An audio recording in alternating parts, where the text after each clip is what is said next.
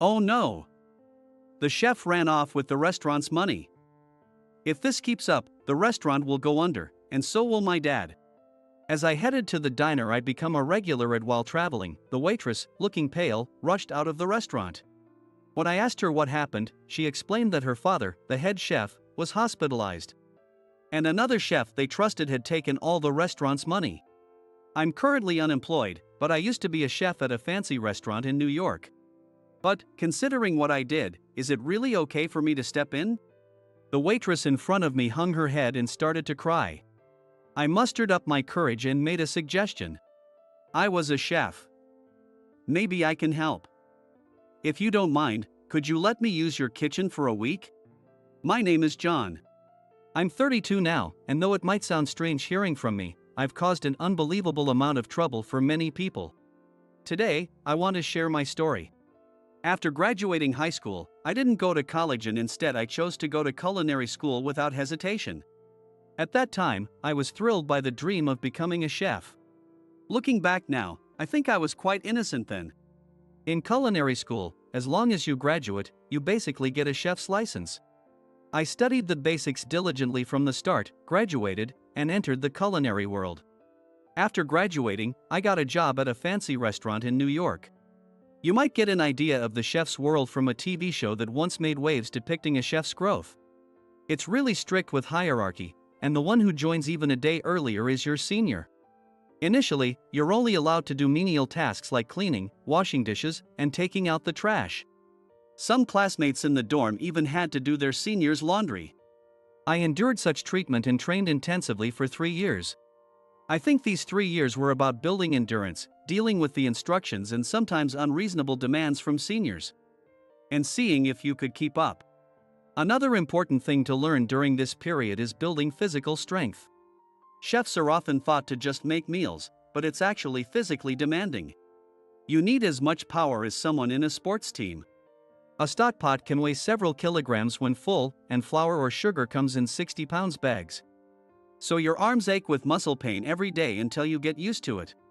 After 3 years of training, I returned to my family's restaurant, the Johnson, to work under my father. But initially, I think I was spoiled because I was his son. I thought I'd get to cook right away, but I had to start from scratch, doing menial tasks again. What? I've been training for 3 years.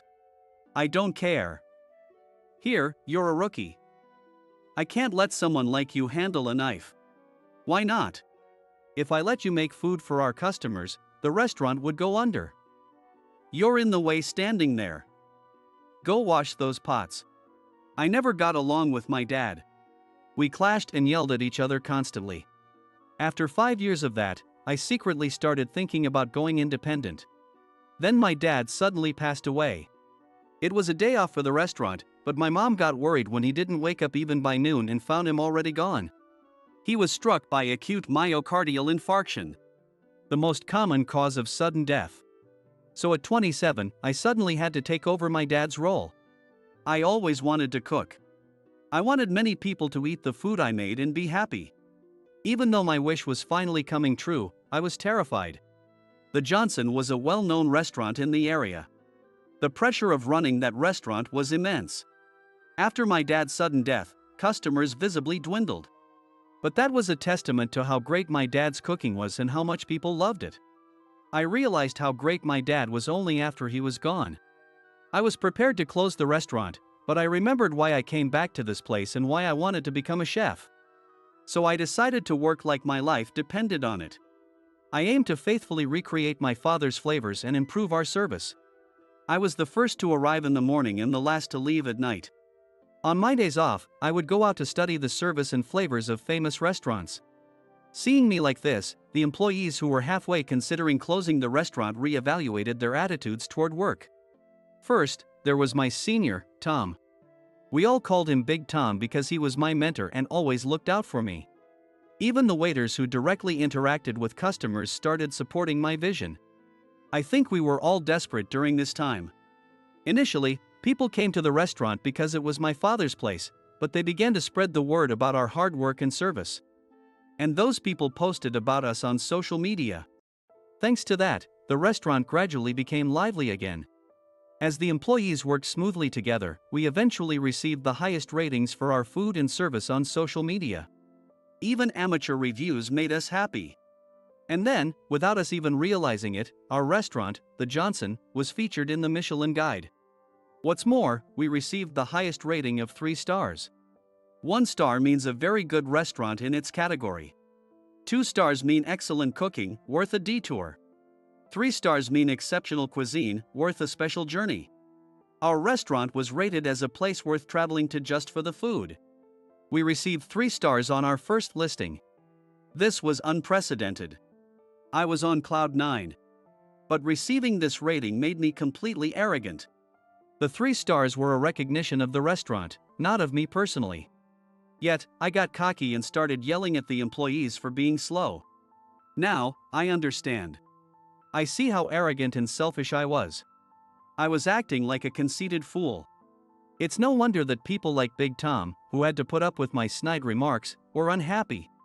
The camaraderie we had once shared began to dissipate, and I was constantly frustrated when things didn't go smoothly. Then one day, a decisive event occurred. During a lunch break, I raised my voice.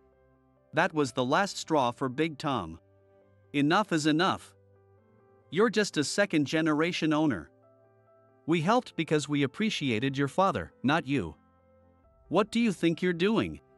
Big Tom? How dare you talk to us like that? You couldn't have done anything without us, right? You're just a rookie acting all high and mighty. Big Tom blurted out all at once and slammed a bottle of cooking oil on the floor. The bottle was the Johnson flavored oil. It was made by my grandfather, whom I respected greatly. The bottle shattered with a crash, spilling its contents on the floor. Grandpa's oil. At that moment, something snapped inside me, and before I knew it, I was grabbing Big Tom by the collar. Big Tom! Calm down. John, stop it. Calm down. Everyone immediately stepped in to stop us, and fortunately, Big Tom wasn't hurt. But at that moment, a freelance journalist named Mark, who had come to request an interview, saw everything. The incident quickly became news, and bad rumors spread like wildfire. Online news, social media, gossip among students and housewives. By the next day, reservations were canceled, customers stopped coming, and we were forced to close the restaurant. It was only then that I realized how foolish I had been and how much of a jerk I had become. I brought this on myself. After paying the employees their wages and severance pay up to that day, I left all the remaining procedures to the lawyer and left New York, eventually finding myself in my father's hometown of Vermont. This is the town where my grandfather lived as a cooking oil maker. Feeling nostalgic, I wandered aimlessly. I walked for about an hour. Eventually, hunger struck, and I turned into an alley where I spotted a building that looked like a diner. There was a sign hanging at the entrance, but it was too worn to read. As I approached, I caught a whiff of a wonderful aroma. Is this broth soup? The smell was nostalgic and clearly crafted with care. It smells just like the one my father used to make. Drawn in by the aroma, I stepped inside. Welcome! Inside, contrary to the exterior, stood a beautiful woman in pretty clothes. She looked to be in her late 20s, and her elegant, enchanting smile left me momentarily frozen. She quickly brought over water and a hand towel. What would you recommend? Well, everything is good, but how about the stew, a traditional dish of this region? Today's stew includes mountain vegetables and mushrooms. I'll have that, please. Certainly. The woman retreated to the kitchen. While waiting for the food, the aroma of the broth filled the room, almost bringing me to tears. Trying to hide my emotions, the food soon arrived. The meal was exceptional. The broth was highlighting the ingredients' natural flavors. The meat was tender, with condiments that complemented rather than overshadowed the aroma, and I finished the meal in no time. It was truly delicious, and I was thoroughly satisfied. Thank you for the meal. On my way out, I stayed at a hotel near the station that night. From that day on, I frequented the diner daily. It wasn't just the food, perhaps it was also to see the woman's bright smile. As I kept visiting, I learned more about her. Her name was Emily. She was the waitress of the diner Sagan, and I felt that many customers, like me, came to be healed by her smile. a week after arriving in Vermont. I decided to visit my grandfather's grave and the local cooking oil manufacturer. That day, there was a free tour, and many visitors were coming and going. Inside, there were large barrels as tall as me. Now, we will let you taste this special flavored oil. It has a mellow flavor that goes well with vegetable dishes and stews. As the artisan opened the barrel lid, a rich yet sharp aroma filled the air. Strangely, it wasn't unpleasant. I could see that they take care of the oil, and I saw pride in their faces. Their faces overlapped with those of my grandfather and father. As I was moved, I returned to the diner with a renewed heart. However, the taste of the food that day felt different. The kitchen wasn't visible from the seating area, so I couldn't see what was happening. Puzzled, I paid the bill without saying anything. In the end, I stayed in this town in Vermont for almost a month. During that time, I had plenty of moments to think and consider my future. I experienced the kindness of the people in this town, which made me reflect on my foolishness. Why did I do such things? I was filled with regret. It's about time to leave this place, I thought, but before leaving, I decided to stop by the diner one last time. At lunchtime, the busiest time of the day, I noticed that the sign was not out. Oh? Is it a day off? As I was about to leave, thinking it couldn't be helped, Emily rushed out of the diner. Her face was pale, and she looked very distressed. I couldn't move and just stared at Emily. Then our eyes met. Oh, sir. What's going on? You seem quite flustered. Well, if you don't mind, please tell me what's happened. I may not be much help, but... After a moment of hesitation, Emily invited me into the diner. She brought me some water, and after we sat down, she began to explain the situation. Actually, my father, the owner and chef, has been hospitalized with a heart condition. Oh, I'm sorry to hear that. I thought it must be tough, but surely there were other chefs. There is more than one chef. My father left the restaurant to his friend, Steve, but Steve has. What happened? Of all things, he ran off with the diner's money. What? Have you contacted the police? Embezzling the restaurant's earnings is a serious crime. It could be prosecuted under embezzlement and theft laws. Even if she didn't want to make it a criminal case, she could still fight it in civil court. However, Emily shook her head silently. I need to pay the hospital bills next week. There are also other expenses. I don't know what to do. Seeing Emily in despair, I frowned. When we found out about my father's hospitalization, we considered closing the diner. But Steve said, "Don't worry about the restaurant. Just focus on your treatment. Leave everything to me." My father completely trusted his words because Steve said, "You've done so much for me, now it's my turn to help you." How heartbreaking. I can't cook like my father. How can I report this to him while he's sick? With her face in her hands, Emily was on the verge of tears. I mustered up the courage to tell her my story. I used to work at a restaurant. I know it might seem presumptuous, but maybe it's fate. If you'd like, I can help. Really? Your father's food was delicious. I can't replicate his exact flavor, but I can help explain the situation and provide the food. But weren't you planning to leave? I was, but I've changed my mind. I didn't have any specific plans anyway. Emily accepted my offer.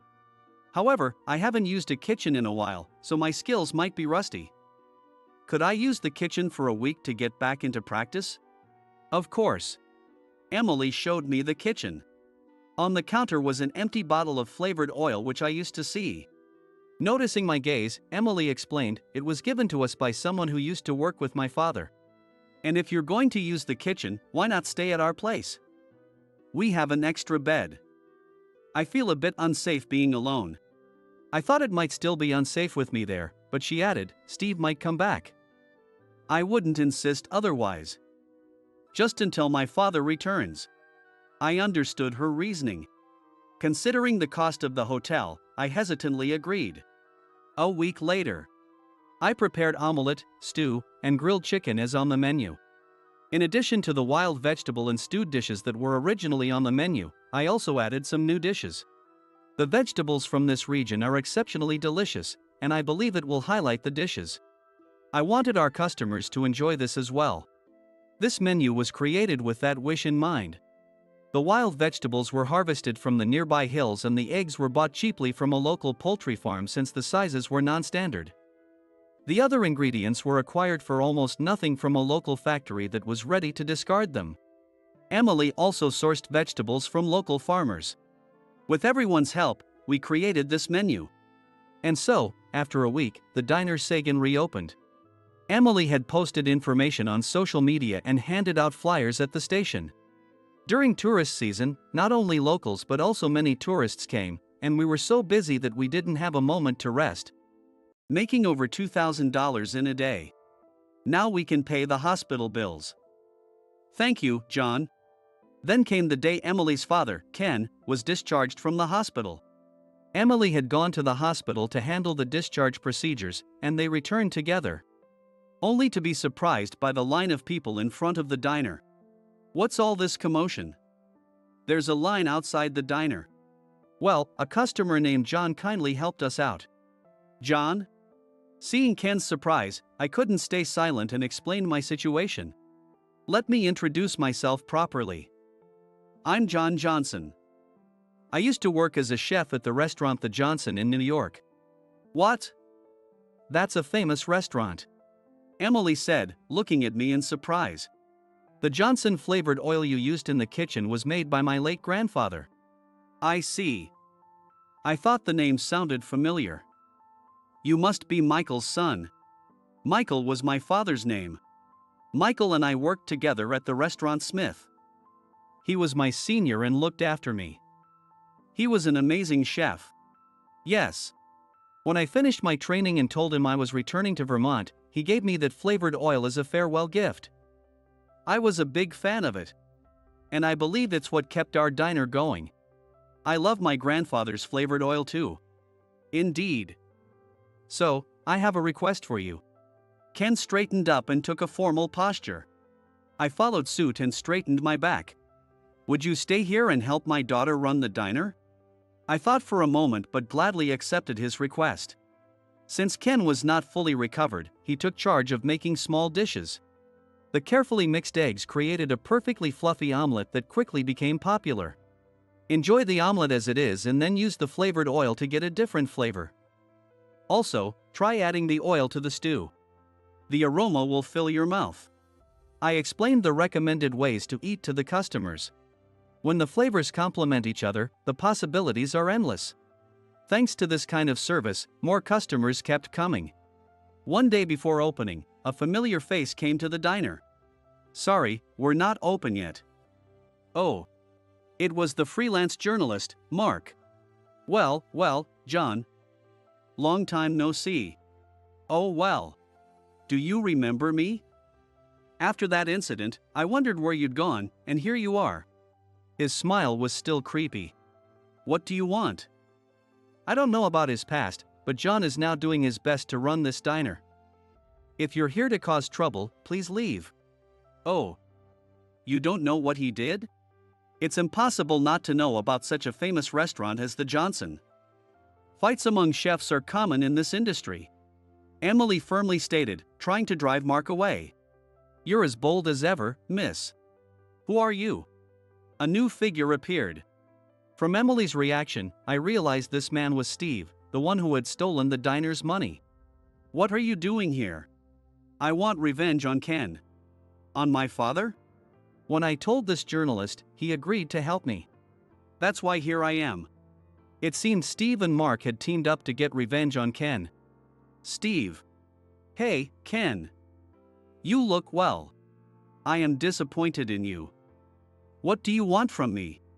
Ken came out from the back, still addressing Steve politely. Ha, you're always the nice guy. Unlike me, you're popular.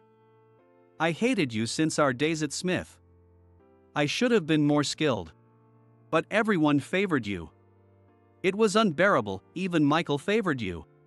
Steve's shout struck a chord with me. Then, I got hooked on gambling, fell into debt, and stole from the diner. I took the money that day, and no one should have noticed.